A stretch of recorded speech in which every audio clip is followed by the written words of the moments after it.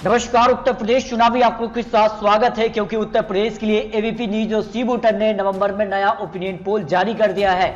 आखिर क्या कुछ होने वाला है सर्वे में, चारों खान चित कौन हो गया है, ये बड़ा उलटफेर उत्तर प्रदेश चुनाव पर एबीपी न्यूज और सी वोटर ने नया सर्वे जो जारी किया है। जहां दोस्तों सबसे बड़ा सर्वे में आज हम 4 रीजन की बात करेंगे। आखिर पश्चिमी यूपी बुंदेलखंड का क्षेत्र है, आखिर किसे कहां से बढ़त दिखाई दे रही है, इसको लेकर संपूर्ण आंकड़े सामने आ चुके हैं। यूपी में किसकी हवा है, इस पर एबीपी न्यूज सी वोटर ने नया सर्वे जारी कर दिया है।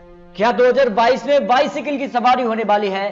सारे बड़े आंकड़े सामने आ चुके हैं, क्योंकि रीजन वाइज आपको आंकड़े देने वाले हैं और अंत में आपको सभी 403 सीटों पर महा ओपिनियन पोल एबीपी न्यूज और सी वोटर ने जो नया सर्वे अपना जारी कर दिया है। बात करते हैं पूर्वांचल के लिए, तो पूर्वांचल में क्या बदलाव की स्थिति दिखाई दे रही है।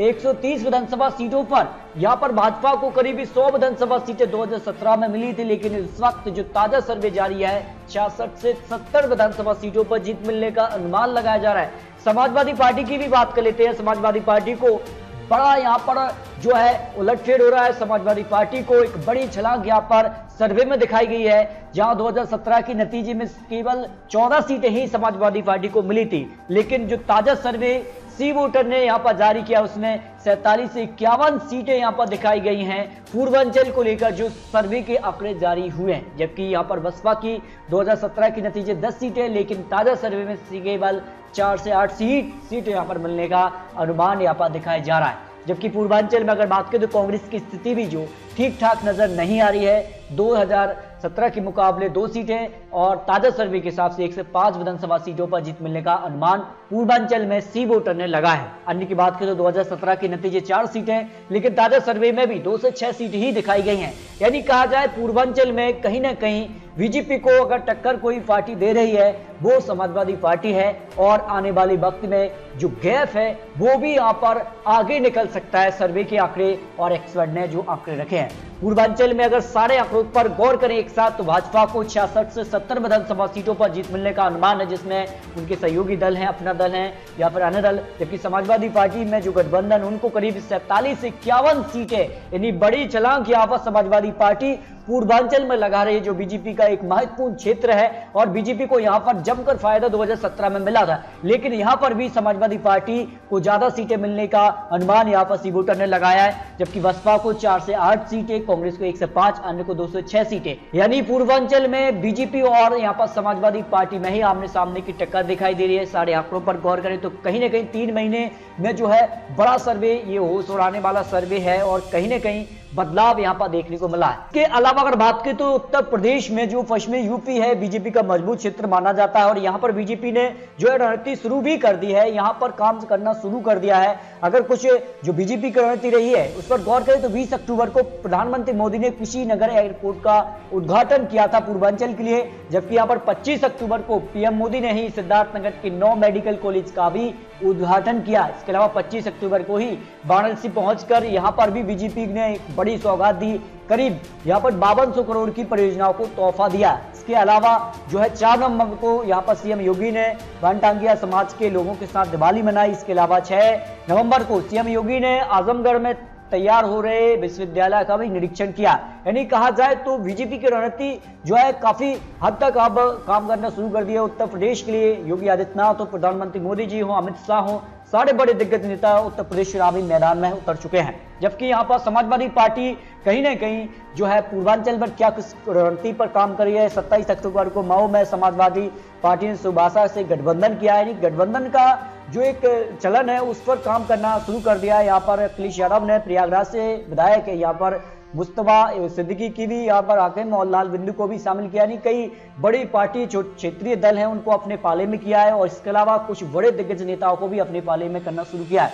जबकि यहाँ पर 29 अक्टूबर को आजमगढ़ में 100 से ज्यादा छात्रों को लैपटॉप भी यहाँ पर वितरित किया। इसके अलावा कांग्रेस की स्थिति क्या है यहाँ पर पूर्वांचल में, उस पर देखिए। आजमगढ़ को यहाँ पर कांग्रेस टारगेट कर रही है, और भाजपा के गढ़ को यहाँ पर ढहने का काम कांग्रेस क्या कर सकती है, इस पर भी आपको कुछ आंकड़े देते हैं। अब बात करते हैं पश्चिमी यूपी पर क्या कुछ आंकड़े बनते नजर आ रहे हैं। पश्चिमी यूपी की 136 विधानसभा सीटें हैं, और यहां पर बड़ा उलटफेर होता नजर आ रहा है। और यहां पर अगर बात करें तो बीजेपी ने यहां पर एक तरफा 2017 में 136 में से 109 विधानसभा सीटें जीतकर बड़ा उलटफेर किया था, लेकिन अब ताजा सर्वे के हिसाब से यहां पर बड़ा उलटफेर हो रहा है। 64 से 68 ही सीटें बीजेपी को यहां पर पश्चिमी यूपी में मिलने का अनुमान यहां पर सी वोटर ने लगाया। जबकि यहां पर बात करें समाजवादी पार्टी ने 2017 के लिए जो रिजल्ट थे उसमें 21 सीटें निकाली, लेकिन ताजा सर्वे में यहां पर बड़ा उलटफेर हो रहा है।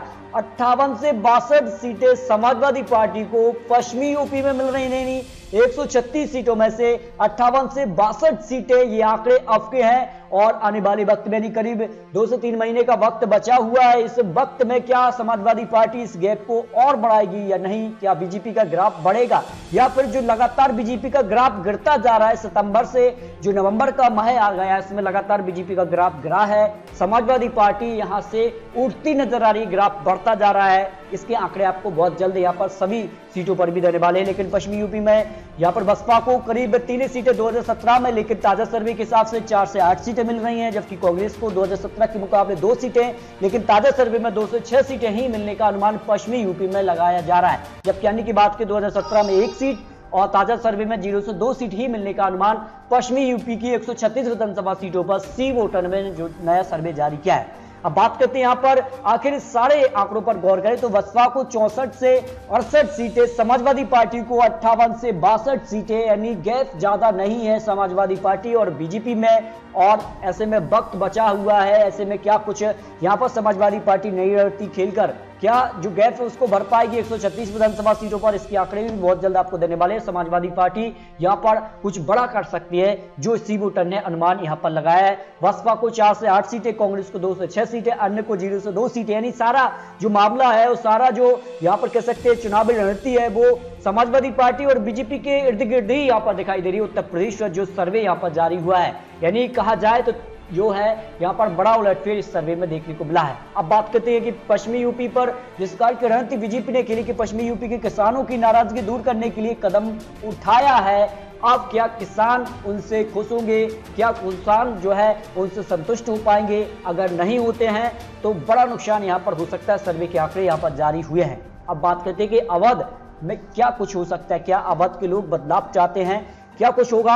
118 विधानसभा सीटें यहां पर आती हैं और बसपा ने जो है यहां पर 2017 में 97 सीटें पर जीत हासिल की थी और ताजा सर्वे कह रहा है कि 68 से 72 सीटें बीजेपी को इस वक्त अवध क्षेत्र में मिलने का अनुमान सी वोटर ने यहां पर लगाया। जबकि यहां पर बात कर लेते हैं समाजवादी पार्टी ने 2017 में 12 सीटें, लेकिन बड़ी झलक आप देख सकते हैं कि ताजा सर्वे में 40 से 44 सीटें समाजवादी पार्टी को अवध क्षेत्र में मिलने का अनुमान इस वक्त लगाया जा रहा है। यहां पर भी बड़ा उलटफेर हो रहा है। लगातार समाजवादी पार्टी हर एक रीजन में जो है अपने जो आंकड़े हैं उसमें ग्राफ में जो है इजाफा करती नजर आ रही, जबकि बीजेपी का ग्राफ कम होता नजर आ रहा है, लेकिन इतना कम नहीं हुआ है कि बीजेपी को नुकसान ज्यादा हो जाए। इसके संपूर्ण आंकड़े आपको देने वाले हैं। आखिर क्या कुछ आंकड़े माओ ओपिनियन पोल के 403 सीटों पर निकलकर सामने आ रहे हैं।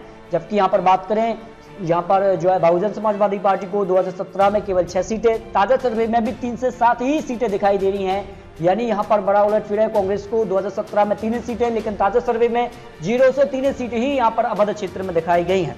जबकि अन्य की भी बात करें तो 2017 में 0 सीटें, लेकिन ताजा सर्वे में 0 से 2 सीटें ही अवध क्षेत्र में दिखाई गई हैं। अब सारे आंकड़ों पर एक साथ गौर करते हैं तो बीजेपी को करीब यहां पर 68 से 72 सीटें, समाजवादी पार्टी को 40 से 44 सीटें, गैप बीजेपी और समाजवादी पार्टी में करीब यहां पर 20 से 25 सीटों का दिख रहा है। लेकिन अभी भी वक्त है, क्या इस वक्त में समाजवादी पार्टी ये गैप भर पाएगी या बीजेपी इस आंकड़े को जो यहां पर आंकड़ा है उसको और बढ़ा देगी, समाजवादी पार्टी इससे पिछड़ेगी या नहीं, ये तो आने वाला वक्त ही बताएगा। लेकिन यहां पर बात करें बीएसपी को करीब 3 से 7 सीटें, कांग्रेस को 0 से 3 सीटें, अन्य को 0 से 2 सीटें मिलने का अनुमान यहां पर लगाया है।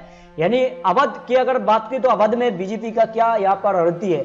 27 अक्टूबर को अनुसूचित जाति मोर्चा पर सम्मेलन का आयोजन यहाँ पर किया है। इस तरह से बीजेपी जो है हर एक रीजन में अपना अपना यहाँ पर रणनीति के तहत काम कर रही है, क्योंकि बीजेपी के पास बड़े दिग्गज नेता है, हर एक रीजन के नेता है। ऐसे में हर एक रीजन में वो अपने रणनीति के तहत काम करना शुरू कर चुके हैं। इसके अलावा अगर बात करें तो बुंदेलखंड में क्या कुछ हो सकता है। बुंदेलखंड की 19 सीटें आती हैं और ये निर्णायक होती हैं। और यहाँ पर बात करें बीजेपी ने 2019 में यहाँ पर 19 में से यहाँ पर जो सीटें हैं 19 की 19 सीटें यहाँ पर जो है निकाली थी, यानी बड़ा उलटफेर हुआ था। बीजेपी को एकदम से समर्थन बुंदेलखंड के लोगों ने दिया था, लेकिन इस बार क्या कुछ होगा ये तो आने वाला वक्त ही बताएगा। लेकिन ताजा सर्वे में 11 से 15 सीटें बीजेपी को इस वक्त इस रीजन से दिखाई दे रही हैं, जबकि समाजवादी पार्टी को यहां पर 2017 में एक भी सीट नहीं मिली थी, लेकिन ताजा सर्वे में 3 से 7 सीटें मिलने का अनुमान यहां पर सी वोटर ने लगा है। यानी चारों रीजन के आंकड़े आपको दिए हैं। अब हम बात कर लेते हैं कि 403 सीटों पर क्या कुछ आंकड़े यहां पर बनने के अनुमान यहां पर लगाए गए हैं। देखिए 3 महीने में कितना बदलाव यहां पर देखने को मिला है। समाजवादी पार्टी से शुरुआत करते हैं। 403 सीटों पर जो ओपिनियन पोल के आंकड़े अब निकलकर सामने आ रहे हैं। सितंबर में जो है आंकड़ा यहां पर समाजवादी पार्टी का 109 से 117 विधानसभा सीट थी, जो अक्टूबर में जो आंकड़ा था वो 130 से 138 तक पहुंच गया। लेकिन नवंबर में यह आंकड़ा बढ़कर 152 से 160 विधानसभा सीटों पर पहुंचा। यानी कहा जाए सितंबर से नवंबर तक के सर्वे में करीब यहां पर 50 से 60 सीटों का इजाफा देखने को मिला है। क्या 3 से 4 महीने का जो वक्त है, क्या 50 से 60 सीटों का इजाफा हो जाता है तो फिर समाजवादी पार्टी उत्तर प्रदेश से अपनी सरकार बना रही है। यानी 160 से अगर 60 प्लस कर दिया जाए तो करीब 220 होती है, जबकि बहुमत का आंकड़ा 202 सीट का है। यानी समाजवादी पार्टी को लगातार यहां पर फायदा दिखाया गया है, फायदा यहां पर मिलता रहा है, जो यहां पर सी वोटर का सर्वे निकलकर सामने आ रहा है। जबकि यहां पर बात करें बसपा के लिए तो बसपा को सितंबर 2021 में 12 से 16 सीटें, अक्टूबर में यह आंकड़ा 15 से 19 सीट पहुंचा, लेकिन नवंबर में यह आंकड़ा 16 से 20 सीटों पर पहुंच गया है। यानी ज्यादा फायदा यहां पर बहुजन समाजवादी को नहीं हो रहा है, क्योंकि कुछ बड़े दिग्गज नेता समाजवादी पार्टी ज्वाइन कर गए हैं। ऐसे में नुकसान ज्यादा नहीं है, फायदा ज्यादा नहीं है, लेकिन सारा खेल यहां पर समाजवादी पार्टी और बीजेपी के इर्द गिर्द दिखाई दे रहा है। कांग्रेस की क्या स्थिति यहां पर है? यहां पर सितंबर में 3 से 7 सीटें ही, अक्टूबर में ये 3 से 7 सीटें ही, लेकिन नवंबर में 6 से 10 सीटें। फायदा हुआ है, लेकिन इतना नहीं है कि कुछ बड़ी पार्टियों को ये कहीं ना कहीं चुनौती दे पाए। लेकिन यहां पर अन्य के आंकड़ों पर भी गौर कर लेते हैं। अन्य के सितंबर 2021 6 से 10 सीटें, अक्टूबर में यह आंकड़ा ज्यादा कुछ खास नहीं दिखा, नवंबर में भी यहां पर कुछ हलचल तेज नहीं दिखी है। लेकिन अब बात करते हैं आखिर बीजेपी के साथ क्या कुछ यहां पर होता नजर आ रहा है। देखिए यहां पर बात करें बीजेपी को सितंबर 2021 में 259 से 267 सीटें एबीपी न्यूज और सी वोटर ने दिखाई थी, लेकिन अक्टूबर में ये ग्राफ में गिरावट देखने को मिली।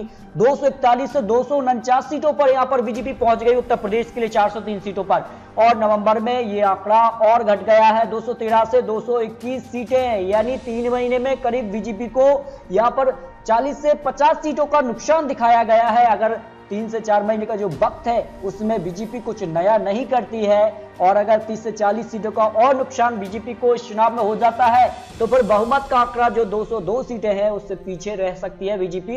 ये एबीपी न्यूज और सी वोटर का जो सर्वे यहां पर निकलकर सामने आ रहा है। तो 325 सीटें 2017 में बीजेपी ने अपने दम पर निकाली, अपने सहयोगी के साथ निकाली, लेकिन बीजेपी को इस वक्त यानी जो नया सर्वे जारी हुआ है इसमें 213 से 221 सीट मिलने का अनुमान है। यानी जमकर यहां पर बीजेपी को नुकसान है, जबकि समाजवादी पार्टी को 2017 में केवल 48 सीटें, लेकिन सर्वे के आंकड़े कह रहे हैं कि 152 से 160 विधानसभा सीटें, यानी करीब यहाँ पर जो है 100 सीटों का यहाँ पर फायदा समाजवादी पार्टी को इस वक्त तो होता नजर आ रहा है।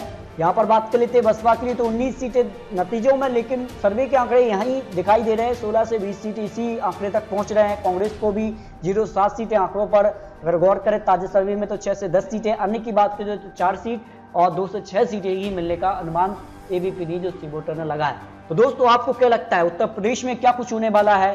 क्या वाकई उत्तर प्रदेश में बदलाव यहाँ पर लोग चाहते हैं? ये हम नहीं बल्कि एबीपी न्यूज और सी वोटर का सर्वे यहाँ पर जो जारी हुआ उसके आंकड़े आपको दिखा रहे हैं। क्या योगी आदित्यनाथ अपनी छवि बरकरार रख पाएंगे? क्या बीजेपी 2022 में एक बार फिर से अपनी सरकार बना पाएगी? क्या अखिलेश यादव 2022 में बाईसाइकिल की सवारी कर उत्तर प्रदेश में सरकार की तरफ पहुंचेंगे? ये तो आने वाला वक्त ही बताएगा, लेकिन अभी भी वक्त है। इस वक्त में क्या कुछ होगा इस पर अपनी राय कमेंट बॉक्स में जरूर रखिए। तो प्लीज सभी चैनल को सब्सक्राइब कीजिए। मिलते हैं और सटीक महत्वपूर्ण जानकारी के साथ, तब तक के लिए जय भारत।